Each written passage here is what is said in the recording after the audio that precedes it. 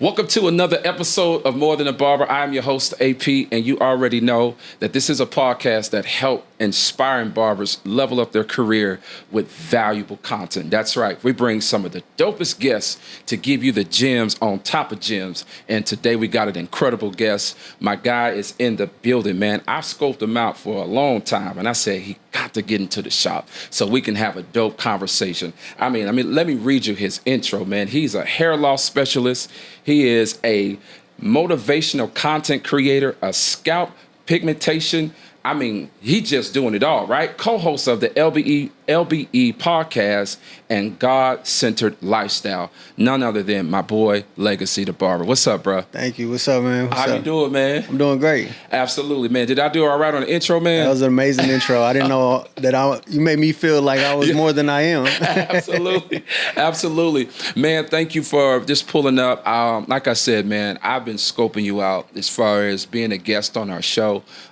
Just the things that you are doing, what you bring to the barber industry, I think it deserves to be pretty much showcased to our community, to our guests, man. And so let's get right into it, fam. Yeah. I appreciate that. So, man, who is Legacy the Barber, and where did that name come from?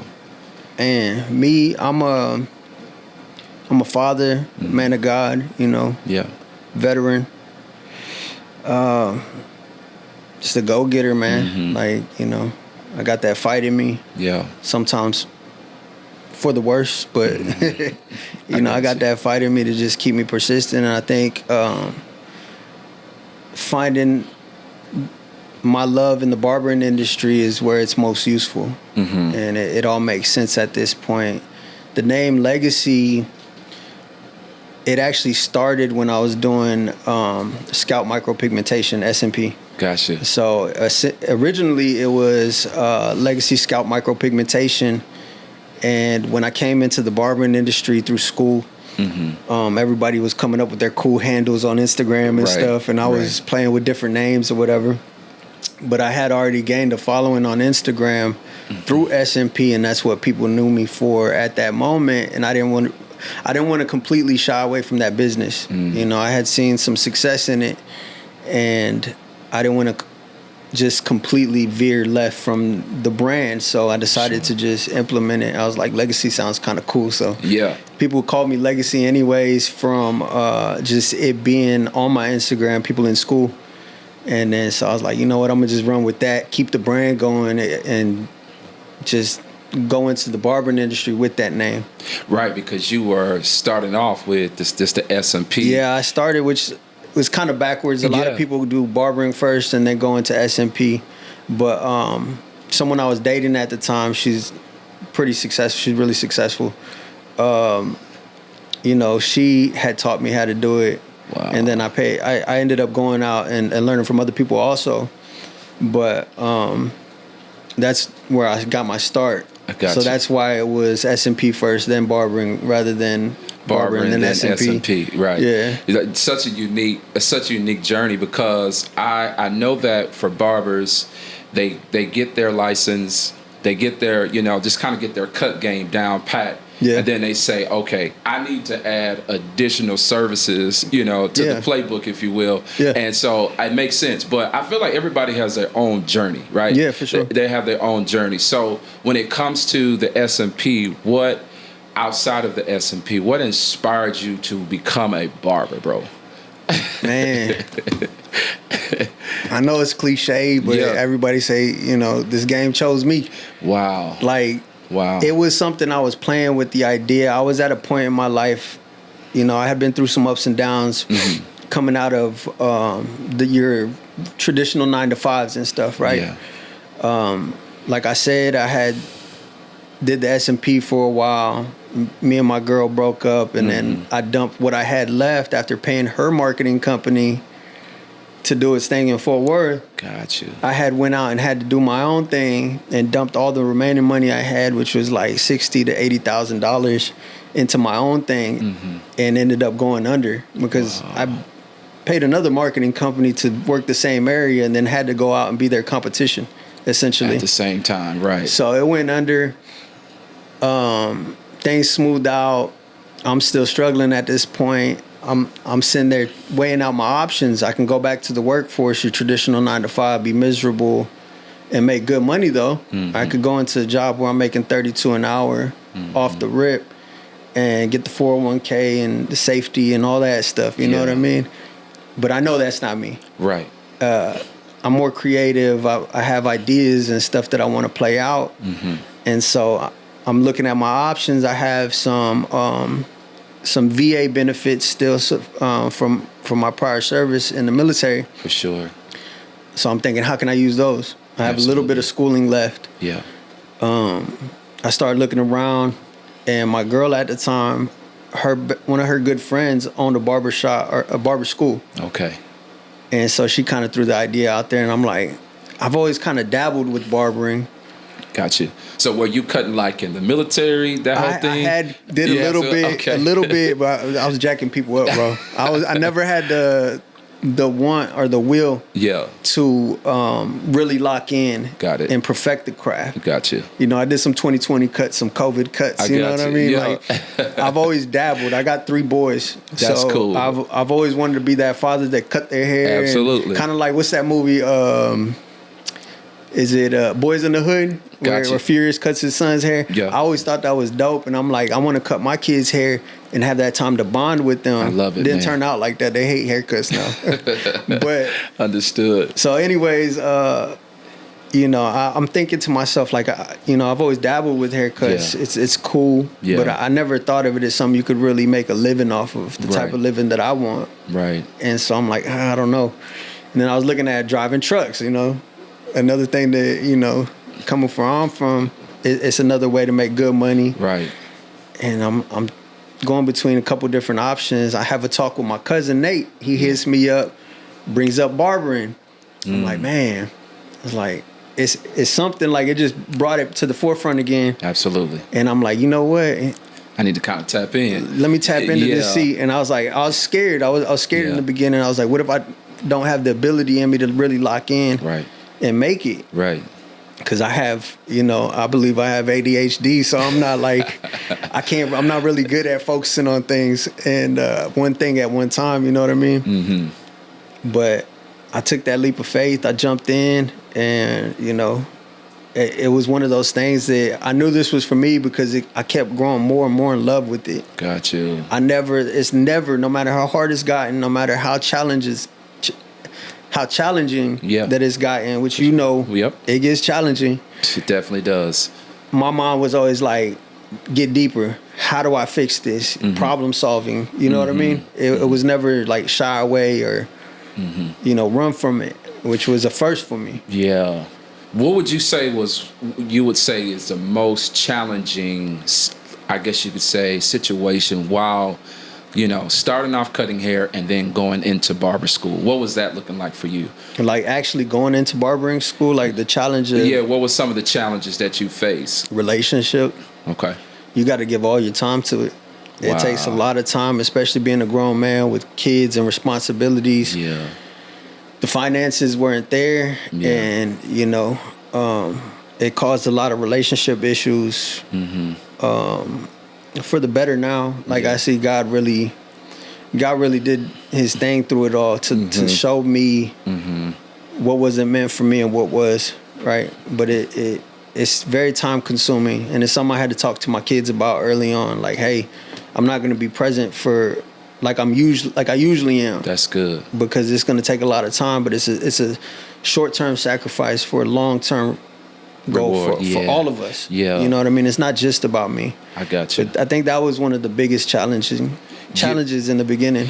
So barber school really was the relationship that you were in love with, and everything else you kind of had to cut ties. If you wanted to be successful at it. Yeah.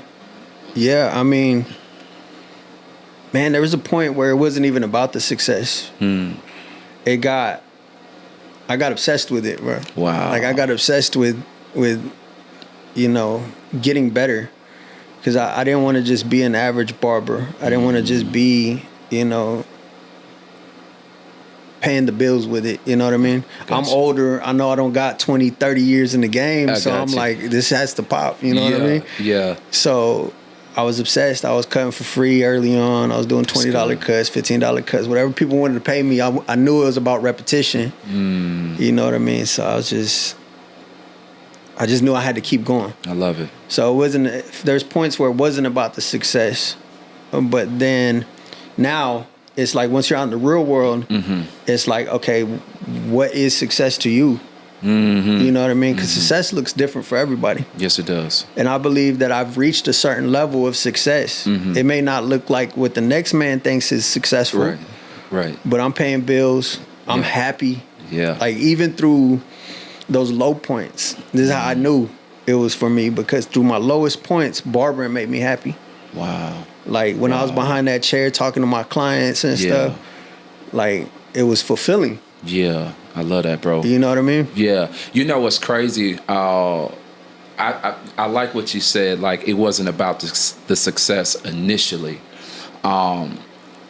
We have a unique season of barbering that we're in within the industry, where you have various barbers going into school and coming into this industry for various reasons. Yeah. Whether it's being successful or they're inspired by your most influential barber on any platform, right? And some of these guys are making it look really, really good. But for you to say, yo, it wasn't about the success for me initially, that says a lot. Why do you feel that was the mindset going into the industry, bro? Initially, it was, in the balance of things, it was, yes, this has to pay the bills eventually. Right. I knew it was going to be a sacrifice that I had to make. Didn't understand how deep it was going to go. Yeah. But I knew that there was going to be a financial sacrifice early on. I wasn't going to get paid, a lot. I didn't know how bad, but, you knew there was going to be that sacrifice. But then also I was looking for something to fulfill me, to fulfill my soul, right? Wow. So it was like, what was more important? So for me, that fulfillment had to be more than the money, right? It had to be, so, it was really about finding that. I think that's the difference, is understanding that money isn't fulfilling. It's, to me, money isn't as fulfilling as the job itself. Gotcha. Cutting hair, making, it's more than just cutting hair. For sure. At the end of the day, we're pouring into clients. We're talking to them, encouraging some of them. Sometimes they encourage us, you know what I mean? 100%. But 100%.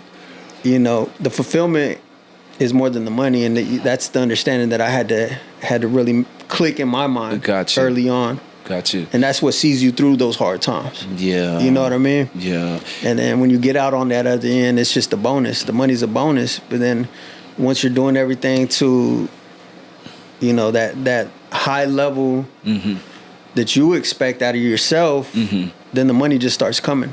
I got you. And, I don't charge crazy like a lot of these barbers are coming in. They're like, I'm going to charge $100 per cut. That's the goal. Yeah. That's not my goal. Yeah.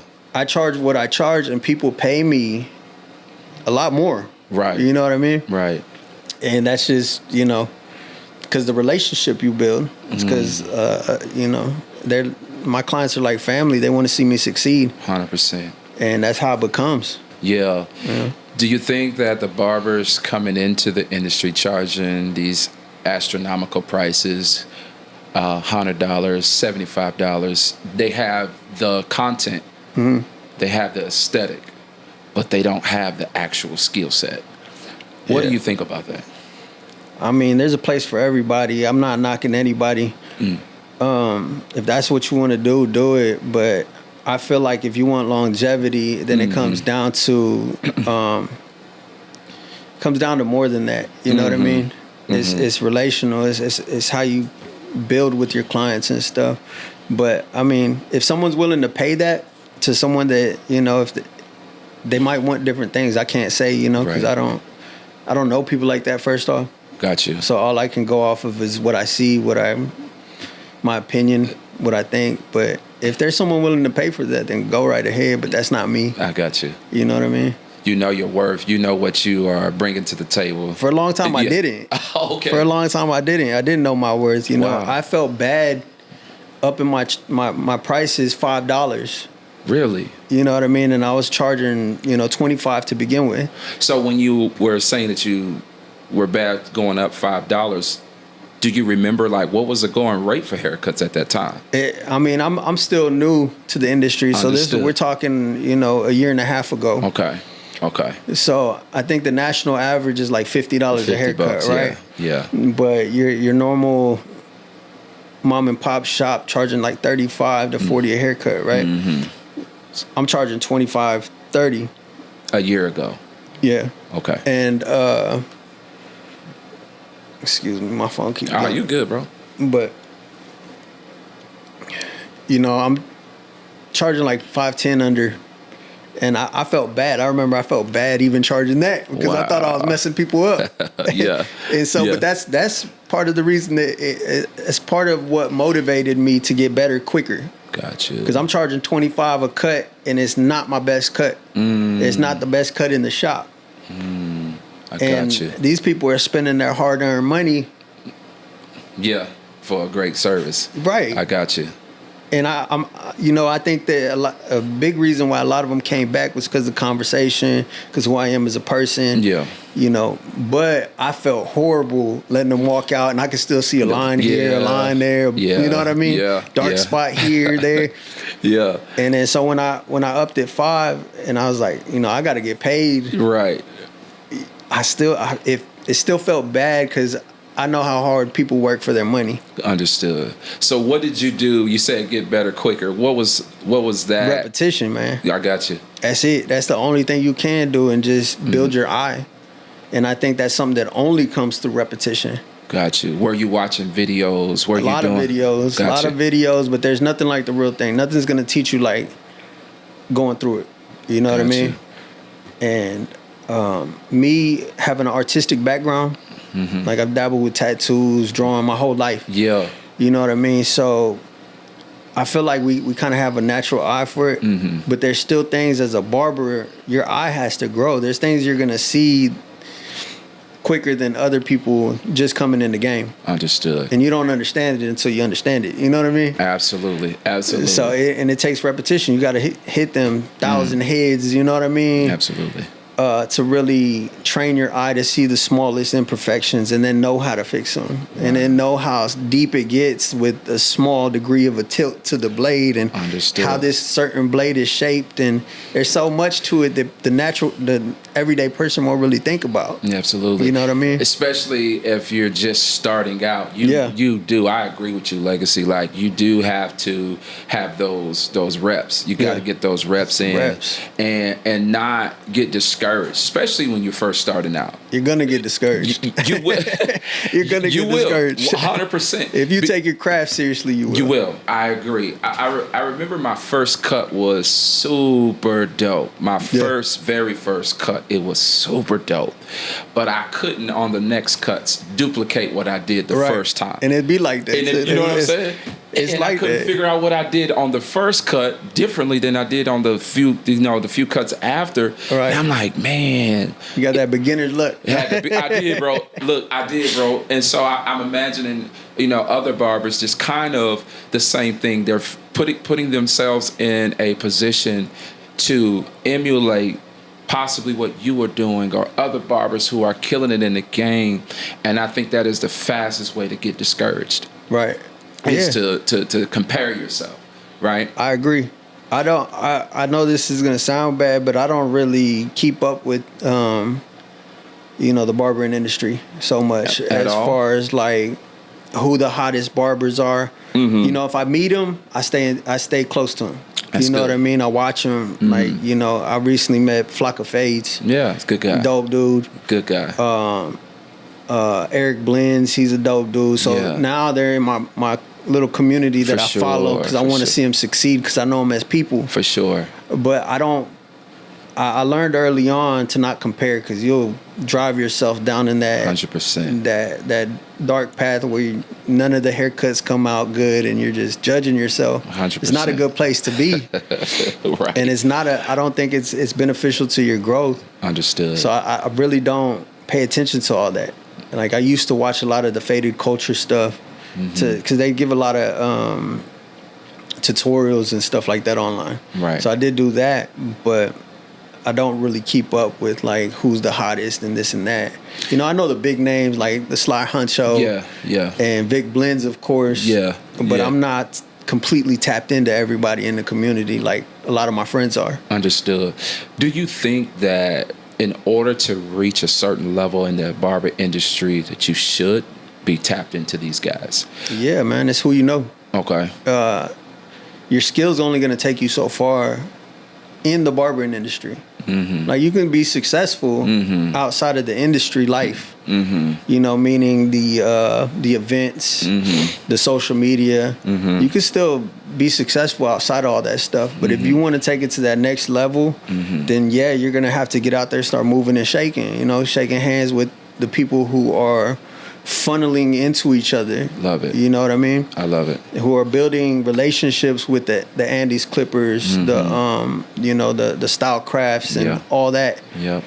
So if you want to get up into those circles, then you're gonna have to find your way into those crowds, and that comes through other barbers. That's right. So you know what I mean? So it's a networking thing. It is. And so when you say the networking play, what are some of the shows that you have tapped into so far, or you're inspiring to go to kind of help you go to that next level? I mean, you have your events like BarberCon. Yeah. That's a big one. Everybody's usually there. For sure. So I definitely want to go to that one this year, the BarberCon. See, you know, I'm more of an introvert. Gotcha. Naturally, so it's hard for me to just meet people like that. So, but if it happens natural, like my boy Porter the Barber, he has a show, podcast that they're starting out called Fade to Fortune. Okay, right, that's dope. So like that's the type of environment I like being in, that I can work naturally because it's more personal, close, not a whole bunch 1,000 of people. Yeah, you know what I mean? It's 10 people. I already know a couple people, so that kind of levels the ground for me, makes me comfortable. Yeah. And so that's how I like doing my networking. I got you. Those big shows and stuff, I'm not good at them. I got you. I'm not good at being in those big crowds, and part of that comes from my time in the military. Understood. Yeah. So understood. I like to be able to watch everything and have some small amount of control. I got you. You know what I mean? Totally understand. I totally understand. And you mentioned that you are part of a podcast. Barbers are building out podcasts all over the world now. And I salute to all the barbers who are, having that platform. Yeah. Talking their experiences and, giving out game. What is the podcast industry for barbers look like to you? And where do you see it going within the next, I guess, say 5 years? Man, it's the podcast game in itself. It's like, to me, it looks like it's rogue. You know what I mean? It's like television's not hitting numbers no more. So there's so much opportunity and power in us being able to get this equipment to invest in yourself, and that's what it is. It's an investment. You're gonna drop a couple $1,000s. Easy. And time to learn the editing and all that stuff. You have the power in your hands to create something bigger that used to take, you going through certain avenues to get on television. You would have to know the right people. You'd have to work 10 times harder. 100%. To go to certain places, which are like the meccas of entertainment or whatever. You now you have the power to go to Amazon, get your stuff, order it, ship it to your house, and you're good to go. And you have the ability to make it right there from the comfort of your own home. 100%. And it's not that easy always, but that's the way I see it. And through barbering, where I see it going, eventually these big companies they're already starting to do it. They're starting to take control of the podcasting and stuff, right? Yeah. So they're already tapped into what we're doing. So now it's just a matter of time before they put restraints on it and 100%. start to control it, right? Because that's what they do to everything, just like streaming with music. Yep. So I think there's going to be a handful of super successful people that make it. Yeah. And then the rest of them is just going to be it's going to fall off to the wayside, unfortunately. Mm-hmm. But this is we have a small window right here. Yes. To do something very big. Absolutely. So you mentioned that we mentioned that you're the co-host of a podcast. Can you give us a little bit about your podcast and the things that you're doing? So it's LBE Podcast, and that stands for the Legacy Barber and Experience Podcast. Okay. We're kind of at a pause right now. I'm looking to get back into it real soon. Yeah. But initially, we wanted it to be about conversations inspired behind the chair. So we didn't want to make it completely about barbering, so that we're not kind of put in a box as far as limitations go, what we talk about and stuff. It gives you a bigger demographic. So we just wanted to be but lead back to us being barbers. 100%. So that's where all the conversations start in our lives. I'm in there most of my life right now. Absolutely. You know what I mean? Absolutely. So every idea that I get for the podcast comes from the chair. 100%. And so that's 100%. Where it came about.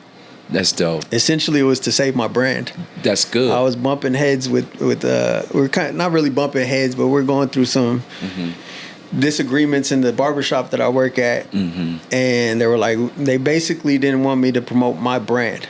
Okay. And so I'm like, how can I promote my brand without rubbing them the wrong way? And so I was like, all right, we're gonna start this podcast to keep it alive, the Legacy Barbering Experience, so I can still wear my brand, I can still do my own thing without smart, causing any conflict. Absolutely. So it's super smart, man. I checked out a few of your episodes, and I said, yeah, man, I definitely like what you guys are doing as far as the barber industry is concerned. So salute to the LBE Podcast. Thank you, bro. Yeah, absolutely. We locked in there because again, this barbers, we are each other's consumers. Like we are the consumer of barbers. Like if you got a dope product, right, and I can benefit from it, I'm for sure gonna tap in. Right. And I know I have my own community, you have your own community, and then the list just goes on and on. Right. And so for you to have something and to think of that creatively without conflicting with the owner, it's a game changer, man. Yeah. It's a game changer. And so with the podcast, and I know you said you're on pause,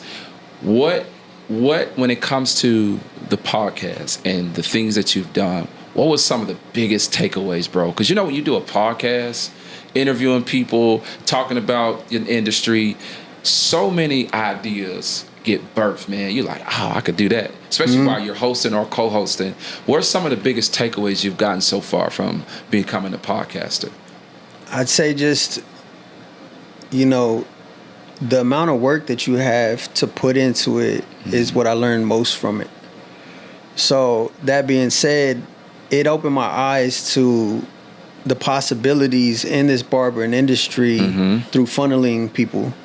What I mean by that is this gives you the opportunity to create a bigger community beyond Fort Worth. So through the podcast, I can create a bigger community out in Ohio. Like I got people from Ohio tapping in. I got people from Georgia tapping in. I got people from Florida tapping in. California, Yeah. So you're building this big community through this one thing. Okay, yeah, they're not coming in for cuts, so that's not doing nothing for my pockets right now, right? To my financial success. Right.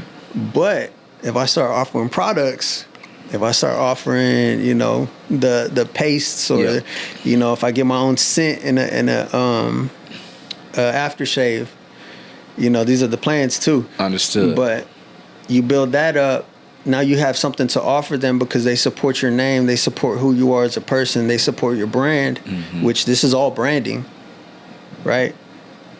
So now you have the ability to take it to the next level. I got you. Right. I got you. I love it, man. And you're right.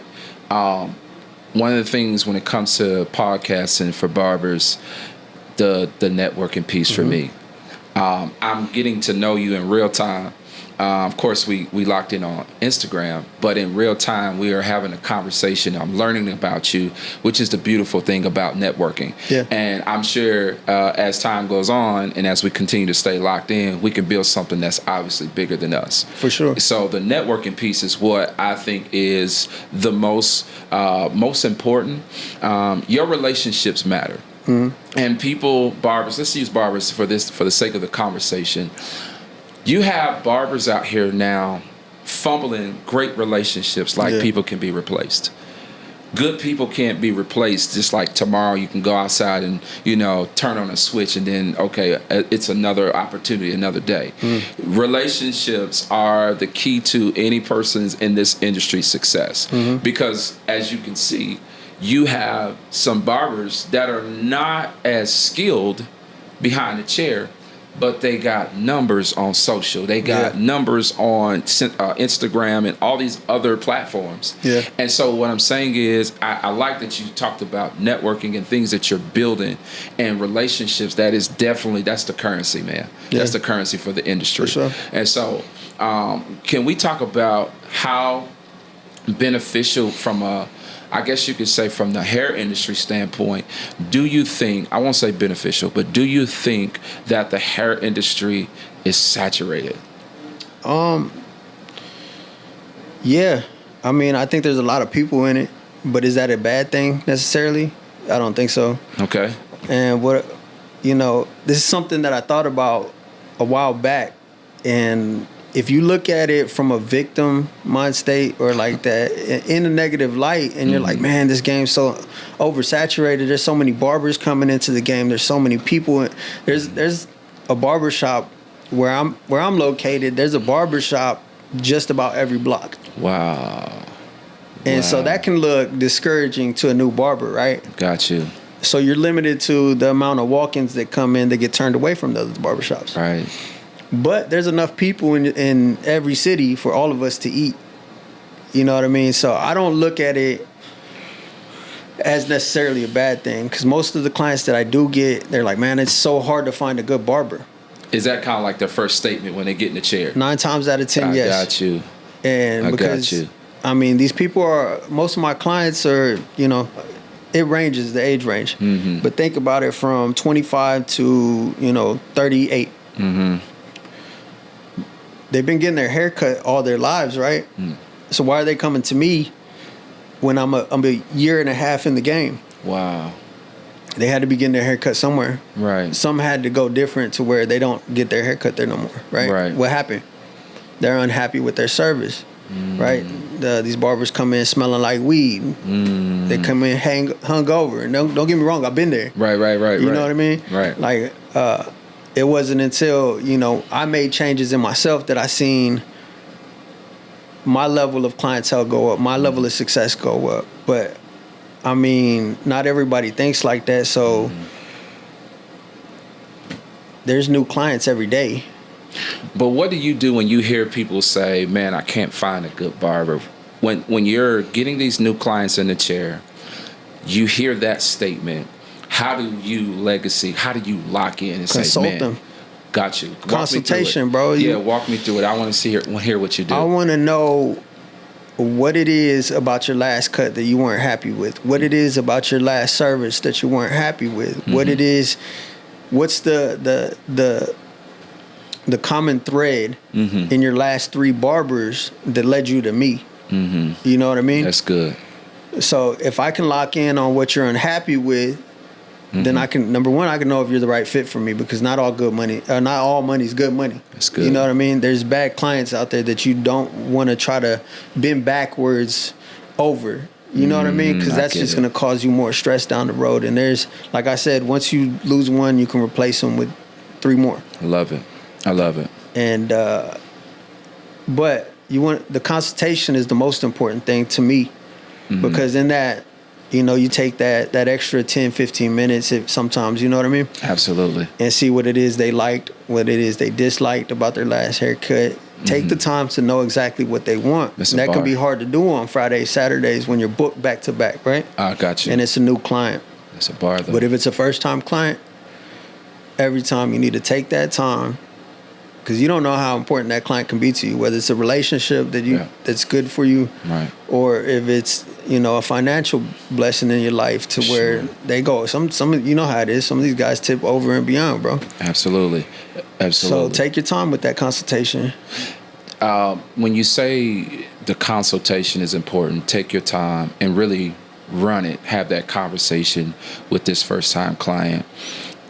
What are some techniques that you utilize, if you have any, for those first-time clients? I'm gonna be there waiting for them, right? I try to my best. We get busy, right? But if I can, I'm gonna have my chair. This is one of the big things. I know it seems little. I have my chair facing the door, ease of access, right? So everything is streamlined. That's dope. So you come in, I'm waiting behind the chair with my gloves on, ready, everything clean. In an ideal situation. I got you. Shake his hand, introduce yourself, sit him down, turn him around, and guide him through the process. So let me drape you up first, and then we'll get to your haircut and talk about what you want. I'm not going to sit him down, not say nothing, spin him around, what you need. So you do know that you helping somebody. I know you helping somebody because the consultation that you are implementing with all of your first-time clients, I know that some barbers, they don't do this. Right. That's a fact. I just know that, right? So for you to walk us through this consultation process or Legacy's consultation process, I think it's a game changer because I'm imagining you've already put yourself in your client's shoes, knowing what you stated, that they need a barber. They need somebody that can lock in with them, and they've been getting cut for so long. They're just looking for a good barber. Do you do anything differently? Let's say once they get done, you give them a dope cut. You've already went through the whole process. Do you do anything such as a text message or a video when you know? It's something I did early on. Okay. To bring them back. Yeah. So retention. Yeah.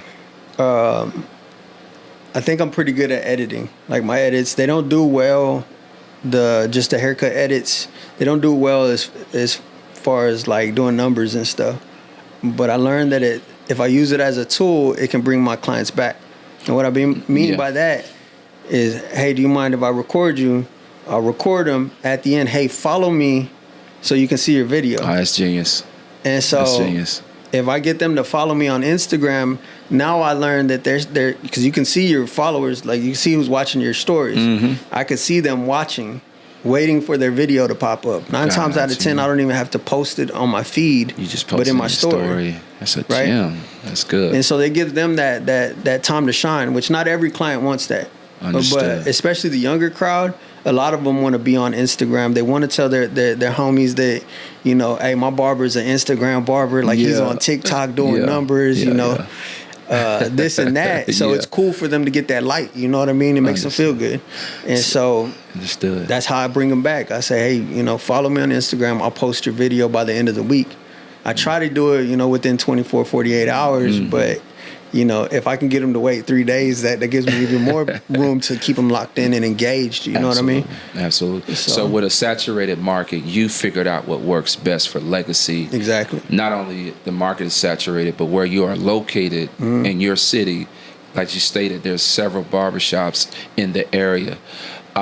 For someone just starting out, that would definitely be discouraging, especially if your mindset is not, I'm dedicated to the game and not just the money. Yeah. Right. So your strategy in building clientele looks a little different when it comes to, you know, the market being not overcompensated, but oversaturated. Excuse me. So, along with it being oversaturated, at times do you feel like, man, I just got in the game a little bit, you know, I'm not really on a certain level. It's just me picking your brain. Do you ever feel like, man, should I quit or should I get out of the game? I've been there, definitely. Wow. I'm not there anymore. I say I'm not too far from it. Okay. And, you know, just not too long ago. You got your ups and downs, bro. Yeah. And this is one of the things it's good to know in business is to prepare for your low seasons, because when the money's good, you never think that you're gonna hit those lows, right? Yeah. And you gotta learn to prepare for those, no matter what.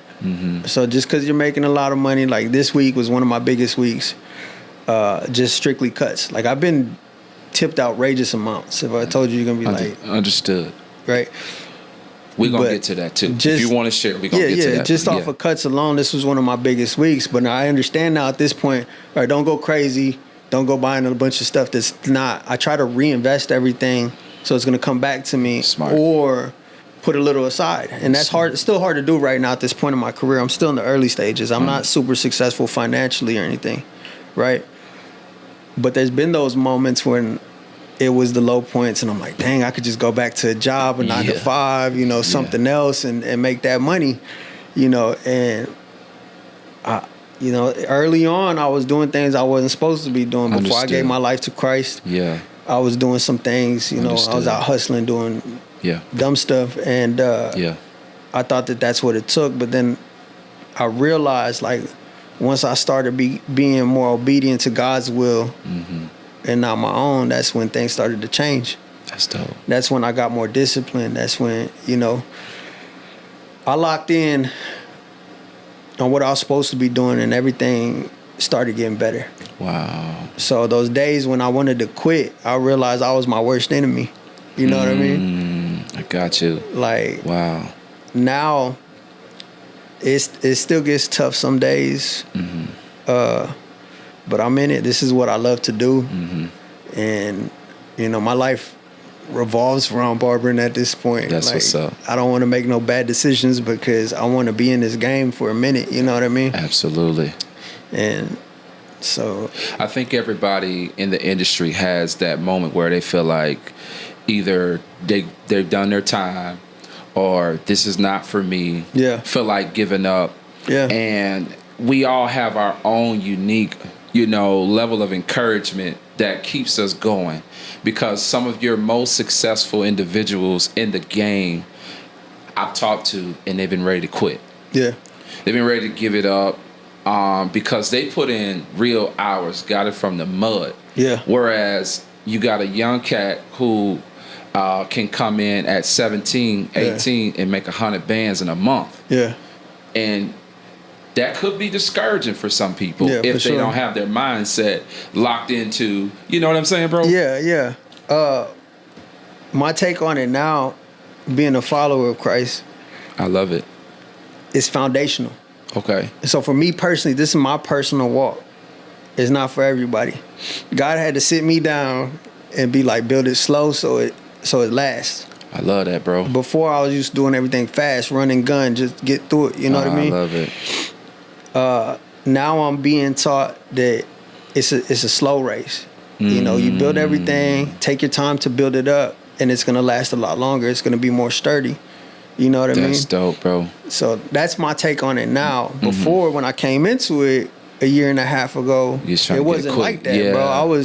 If times got hard, I'm gonna do what it takes. Whatever that looks like. And that just led more problems on top of everything. You know what I mean? That led me to not operate properly in the shop. And then, you know what I mean? So I was bringing more disrespect in the game. Got it. I wasn't really treating it like I'm supposed to. Love it. Yeah, so. It reminded me of that. There's a scripture in the Bible that talks about what are you building your house on. Some people build their house on sand, or some people building their house on stone. Right. And with sand, you can build the dopest crib. Yeah. I mean, it could be a glass house, all the amenities. You could even have a dope barbershop on the inside, right? But the moment a storm comes, that what you work for really and put together really fast, it's going to be wiped away. It's going to fall apart really fast. Yeah. So when you talked about the foundation, I like that because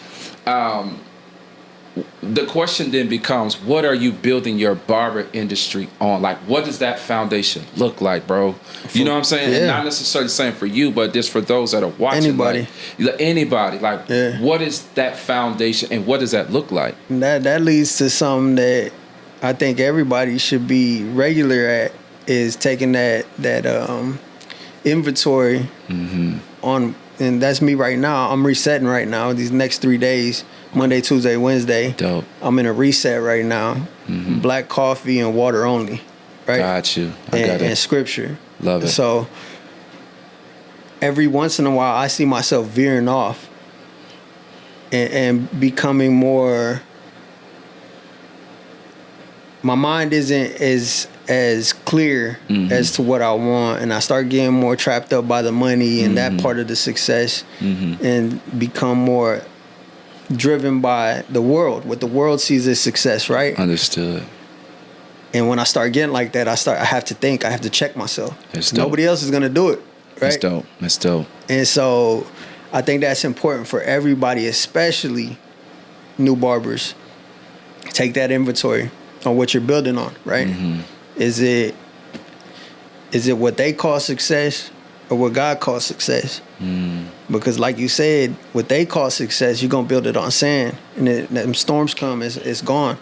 Storm is gonna come. But if you're come. building on what God gives you, God is the God of all things, right? So He knows everything, Right. So how could you not follow His way? Absolutely. Right. Absolutely. He's gonna give you the right way. So that's something I gotta regularly get back to, is check on what I'm building on. You know what I mean? So, and that's where I'm at right now. These next 3 days, I'm just I love it, bro. I gotta starve the flesh, because I'm becoming too worldly minded right now. Okay. And I'm getting distracted by things I shouldn't be. Understood. And I need to refocus. That's the only way to get to that next level for me. I got you. And I got you. So even when you got discouraged, even when all of that happened, you knew the foundation in which you were building this industry, or the barber brand within the industry on.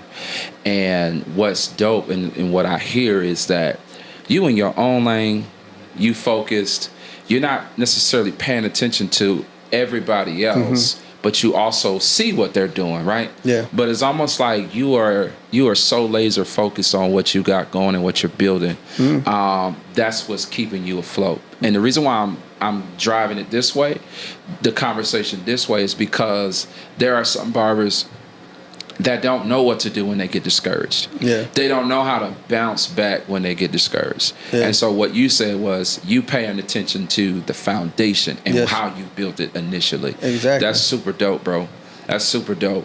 So with the money and the tips and the success, things of that nature, you talked about you had the best week. What has been one of the biggest amounts of tips you've got? You know, I like to get into the details of it, because you know people cap on these podcasts. Yeah, they do. I had a very successful business owner in my chair for the first time at this moment, and when he sat down, I was going through one of my hardest low points in this barbering industry. At this time, if I'm correct, my school had already shut down right before I was about to graduate. So at that point, everything's going left, and then... So you said your school shut down? Yeah. Wow, okay. So it had went under... At this point, I'm homeless. All right, I'm sleeping in my car, hotels, Airbnbs, just random jumping around, you know, just scratching and scraping, just trying to survive really in any way. And this dude sits down, we get in this deep conversation about God, and this is when I first started like really getting into the scripture and changing my life little by little. We start talking about God and everything, and this dude's like, at the end of it, I was gonna go to the VA at that time because I was struggling with some mental things, right? And I walk outside, he pulls up in the truck, and he's like, hey, bro, he's like, meet me down the street real quick. He's like, I want to bless you with something. And I'm like, at this time, I'm in a different life. So I'm like, what is this dude's like a cop or something? I'm like, I'm about to go down. I'm like, this is it. I was like, but someone was telling me to go. So I go meet him down the street. And he pulls out an envelope. He's like, here, man. He's like, you're a good dude. He's like, I was in your position at your age, and all I needed was an opportunity. And he's like, I feel like that's all you need is an opportunity. He's like, I don't want you to thank me. You know, I don't want you to talk about it. He's like, just take this and do this. When you get successful, do this for somebody else in your position now. He gave me 3 bands right there. Wow. I took that.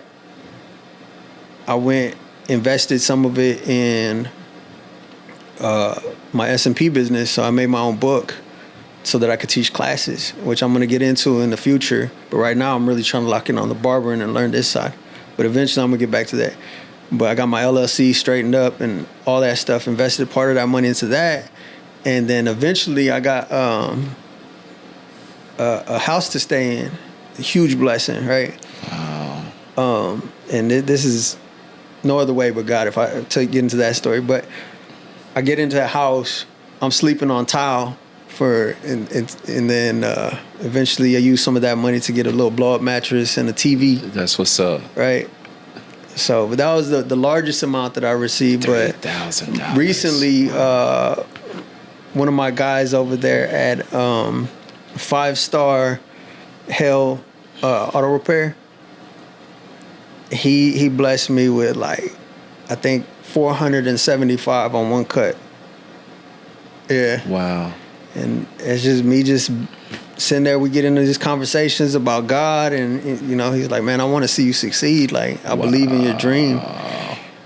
So it really sounds like they are hearing the passion and the conversation behind the chair, and they don't see the present; they see the future. Right. And they're like, "Yo, bro, I'm finna sow this seed." These guys, I feel like a lot of it is investing in that future. You know, a lot of these guys that are attracted to my chair were once in my position, trying to create something bigger than their present surroundings. You know what I mean? Absolutely. A lot of these guys come from the same background I came from. You know what I mean? That's right. And they bettered themselves. And these guys are motivation to me. Wow. Because they did it.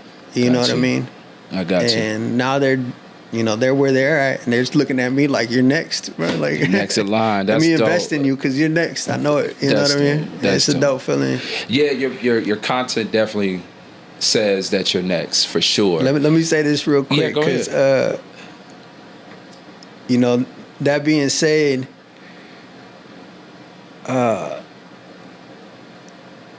having that motivation come from them when I didn't even get it from my immediate circle, that boosted me up by 1,000,000, bro. Like, going into that shop, not believing in myself at a certain point that I was ever going to make it to that next level. And nobody around you really feeding into you like that, except for my clients, bro. Wow. Like, I received that from my clients, that belief, you know what I mean? And that flipped the switch on me. Like, these people believe in me more than I believe in myself. Like, that was crazy to see. Strangers. That's crazy. You know? What did that do to your mindset?